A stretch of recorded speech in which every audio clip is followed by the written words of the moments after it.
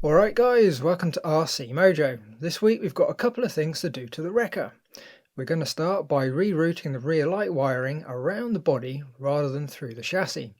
The rear lights need to run all the way up to the MFC, which lives in the cab. We can run the wires along the top of the storage boxes without much fuss. Clearance above the front box is a bit tight, but nothing a bit of trimming with a Dremel can't sort out. Later, when we fit the custom lights, we're going to fit an extra PCB to the side and run its wires up over the top and down into the middle box. There's no hole yet, so we're going to need to drill a couple of big holes that the connectors can pass through. To get started, we need to unplug the tail lights from the MFC. We should have the brake tail lights, 2 indicators and reverse. Next at the back, we've got the 2 screws that attach the rear body parts with the lights. Remove them and we can fish all the wires out from the chassis. We don't want to pull too hard, so if they get caught up, we're going to need to find out why so we don't damage the connectors. We should be left with the rear lights ready to modify. Next, we need to separate out the wires so we have a left and a right hand set. The indicators are simple as they're just an LED on the end of the 2 wires. The brake and reverse lights, however, need a bit of a fiddle. So we can run the wires around the body, we need to untwist the 2 wires so they're separate. One wire will go along one side and the other along the other, which leaves us with 2 orange wires that connect the 2 LEDs of each pair. We want to run the wire around the body, so it's going to need extending. We just need to splice in some orange wire so it's long enough to do the job. I'm going to do one side at a time so the lengths are just so without having to actually measure anything.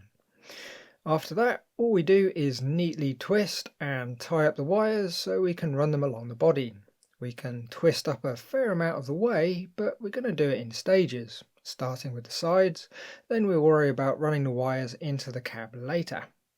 For now, we'll just run the wires along and under the mounting posts so when the body panels go back on, it can all be hidden. When we've got some more of the wires in, we'll use some tape and maybe some zip ties to secure it so nothing can get pinched. Flipping the chassis round, we can see the 2 orange wires, so all we need to do is splice them into the orange wires on the LEDs and run the wires. Next, as a side note, some of the bits are going to be going off for some paint. These bits are just solid colour, so I'll just be cleaning them up, adding some primer, colour and lots of lacquer. The box that sits on the top is a bit more interesting though, as I've printed up a camera mount that's going to go right in the middle for a high level rear view. It's just a case of making a dirty grate hole in the box and gluing it in before we paint it. Due to me trying to complete this build in a half decent time frame, over a year already, I'm not going to record all of the painting process. But when we get to it, we will have a look at the masking when we do the side panels. I'll also be painting the rear panels along with the side skirts. Now, so we can light up all the side markers, I'm going to be drilling holes to run some surface mount LEDs. For now, it's just a 3mm hole up through the bottom of the recesses. We'll look more closely at these when we do the same on the upper bodywork. For now though, I just want to get these painted so they're ready to fit. Right, back to something we can do.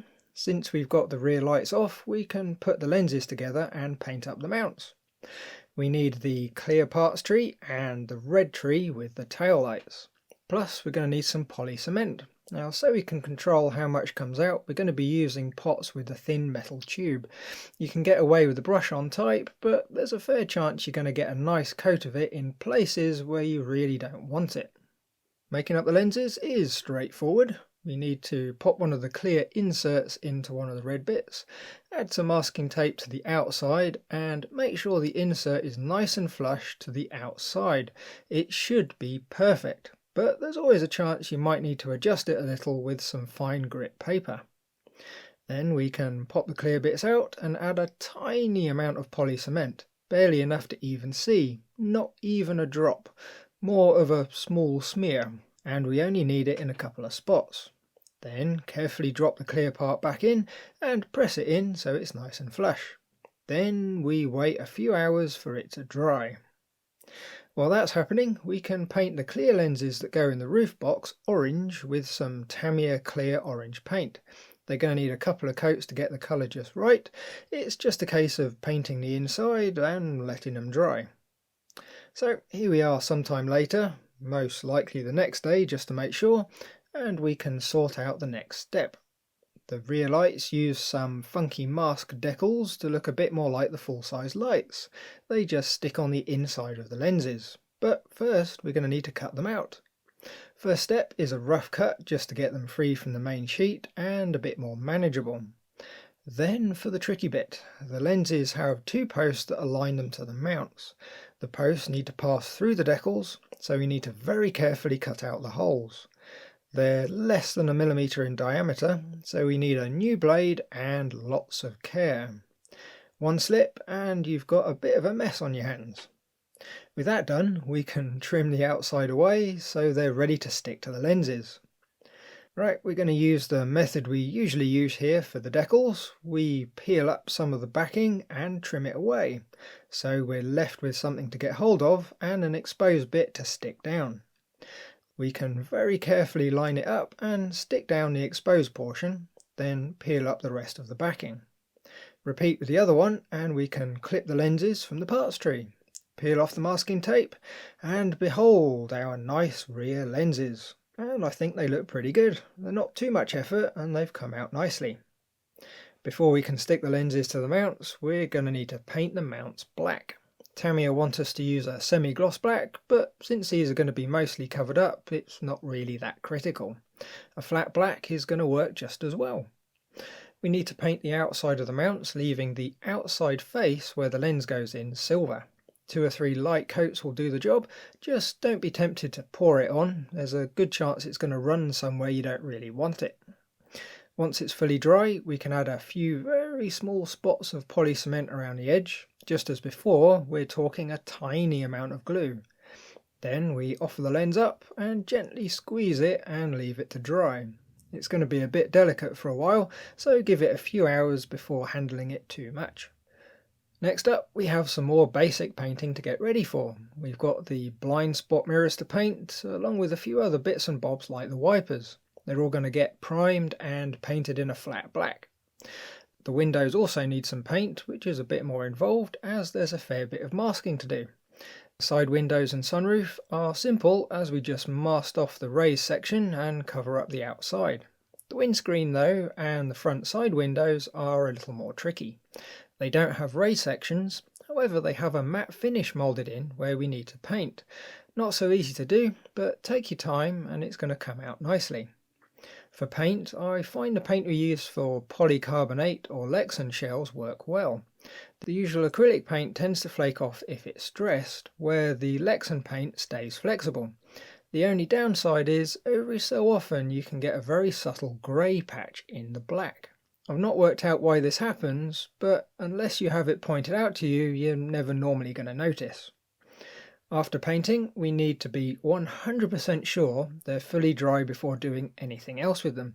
The rear windows and sunroof especially, as they get stuck down with double-sided tape that sticks to the paint. Yet more prep work to do next. We need to stick the MFC blank on the back of the cab. It's going to be largely covered up, so we don't need to be too careful with it. We just need to pop it into the hole from the inside and add a couple of drops of Plasti-Weld. It'll melt the plastic, and by the time it hardens, it's going to be well and truly in position. While we're painting the cab, we're also going to need to paint the side mirror covers. Again, they'll just be getting some primer, colour and lacquer. Another bit of prep before paint that's a bit fiddly. We've got the front panel with the Volvo logo. We need to mask off the bits we want to remain chrome, then very carefully scuff the bits we want black. Generally, most primers won't stick too well to the shiny chrome. Usually you'll get a good finish, but it will chip quite easily. Scuffing the surface gives the primer and paint something to latch onto, making for a far more hard-wearing surface. That just leaves one more thing this week, the blind spot mirror above the window. It's set up for a left-hand drive truck. The mirror locates on the holes and nub, we just need to replicate it on the other side. So I drilled 3 holes and stuck a bit of spare sprue in the middle one to make up the nub. The length isn't too critical as the mirror has plenty of space inside. Once painted, the mirror should offer up and just need a couple of spots of poly cement to keep it in place.